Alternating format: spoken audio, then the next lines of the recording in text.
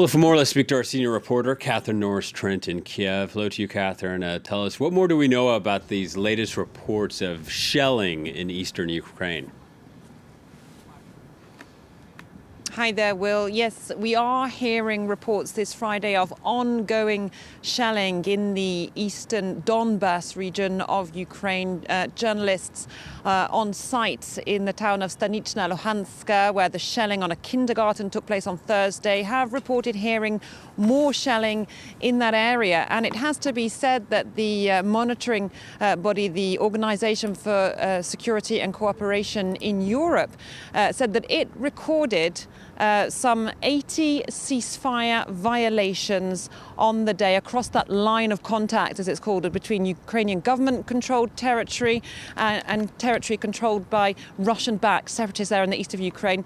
They recorded many more violations than in recent months. In fact, those figures would make it the most tense spate of fighting in that border area since 2015. So clearly nerves are running very high concerning the situation there in eastern Ukraine. The Russian government says that it is concerned about what's happening, that it could be potentially very dangerous. And of course, the Ukrainian government here as well. Both sides trading accusations. The Ukrainian government saying that these shellings that were recorded on Thursday on the kindergarten, which injured 3 civilians, were carried out by these Russian-backed separatists. Saying that it came from the Ukrainian side. So this situation is potentially flammable, and there's a fear that this could spiral further into conflict. Yeah, and Catherine, given all that, what has reaction been in Kyiv?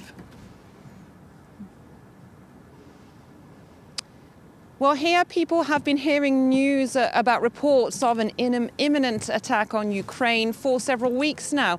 And, you know, people we've been speaking to about it saying that they've been living with this kind of latent sense of stress, although people you speak to here in the capital are remaining calm. They don't see there being an imminent attack here on the capital, Kyiv, but lots of people think that some kind of incursion into eastern Ukraine or perhaps in the area around Crimea could be possible.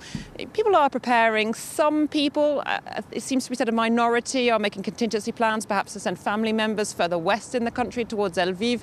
People have been talking about signing up for emergency first aid classes. And in the capital at the moment, what we're seeing is people gearing up for commemorations of the 2014 revolution here in the Maidan, the deadliest day of which saw more than 50 people killed. And the commemorations this weekend are gearing up. And of course, that revolution exposed these fault lines about the country's future path, whether it would move further towards Europe or stay closer to Russia. So these issues very much on people's minds, very much at the forefront of people's awareness, especially with the recent conflict, the ongoing conflict in Ukraine still. All right, Catherine. Thank you very much. Catherine Norris-Trent reporting from Kyiv.